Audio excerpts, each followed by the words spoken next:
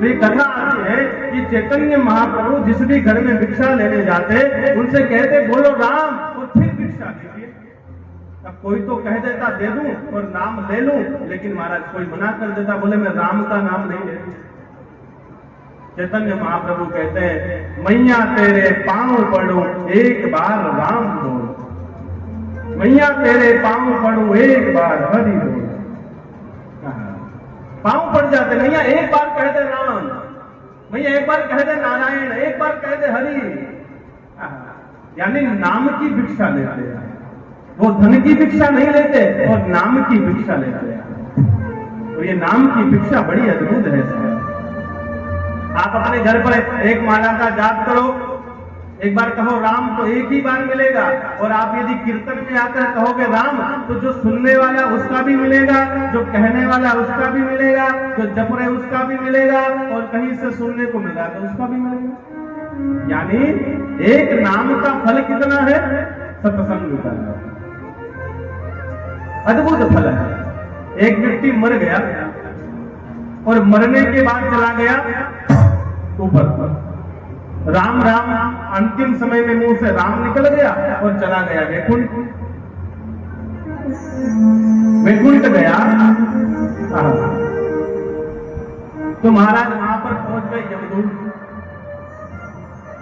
यमदूतों ने जाकर भगवान से कहा, नाथ, भगवान के दूतों से कि प्रभु इसने पूरे जीवन भर भगवान का नाम नहीं लिया, ये पापी है, इसकी जगह वैकुंठ में नहीं है, इसकी जगह तो नरक में, हमें दे दो, हमारा आदमी है। अब यमदूत ले जाने लगे तो भगवान के पार्षदों ने कहा कि इसकी जगह नरक में नहीं वैकुंठ में है। बोले भला पूरे जीवन पाप करने वाला वैकुंठ कैसे जा सकता है? यमदूतों ने भगवान के पार्षदों ने कहा कि हमें भगवान की आज्ञा है कि ये भगवान के वैकुंठ जाएगा। अब इसका निर्णय कौन करे? बोले चला जाए ब्रह्मा जी के पास।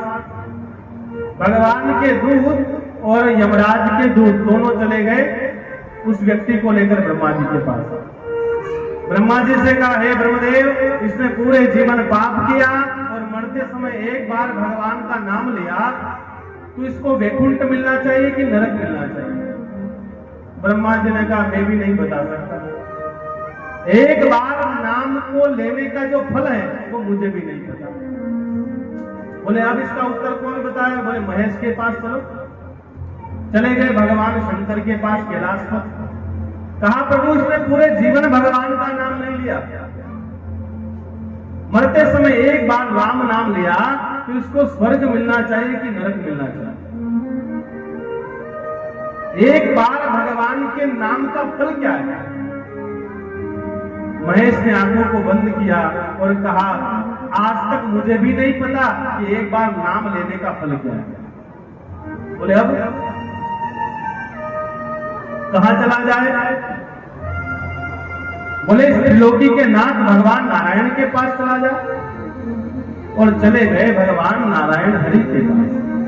ब्रह्मा जी, यमराज के दूत, यमराज, भगवान के पार्षद और मरने वाला वो व्यक्ति कहां चले गए? भगवान के नाम। भगवान के नाम जाकर भगवान को प्रणाम किया और भगवान से कहा, प्रभु हम सभी बड़े परेशान हैं, ये व्यक्ति मरकर स्वर्ग में आ गया, इसने एक बार भगवान आपका नाम लिया और इसको स्वर्ग मिल गया, और ये नरक का अधिकारी है। हम थोड़े आश्चर्य में हैं कि इसको स्वर्ग मिलना चाहिए कि वैकुंठ मिलना चाहिए, नरक मिलना चाहिए?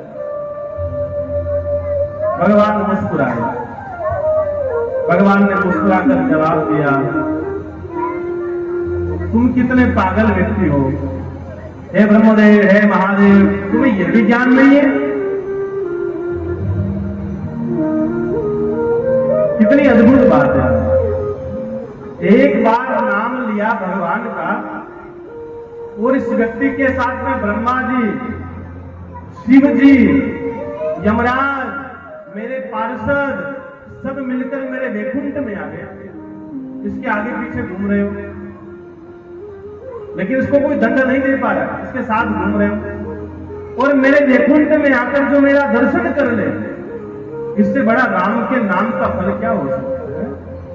जिसके पीछे ब्रह्मा जी चले, जिसके पीछे शिव जी चले, और जो वैकुंठ में आकर मेरी मुखाकृति का दर्शन कर ले। मेरा दर्शन संभव नहीं है, लेकिन जो एक बार नाम लेने से मेरा दर्शन हो जाए, तो इससे बड़ा नाम का और क्या फल हो सकता है? भगवान के नाम का बड़ा फल है। चैतन्य महाप्रभु कहते हैं, मैया तेरे पांव पड़ूं एक बार हरि बोल, मैया तेरे पांव पड़ूं एक बार राम बोल। इस नाम जप की बहुत महिमा है। राम से बड़ा राम का नाम।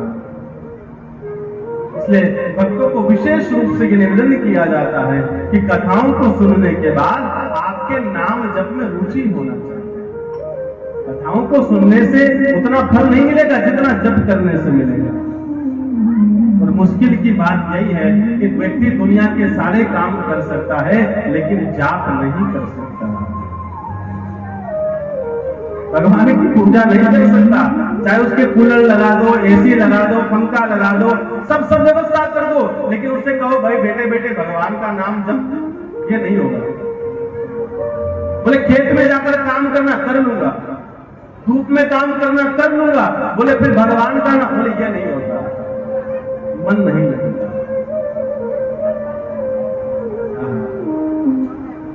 हमें लगता है, हम कई बार कथाओं के माध्यम से कहते भी हैं, और हमारा निजी अनुभव भी है कि जीवन में जब दुख आ जाए, जीवन में बहुत परेशान हो, जीवन में बहुत कष्ट हो, मन चारों तरफ से घबरा गया हो, मन में चारों तरफ से कहीं कोई रास्ता दिखाई नहीं देता हो, उस समय व्यक्ति को भगवान के नाम का सहारा लेना चाहिए।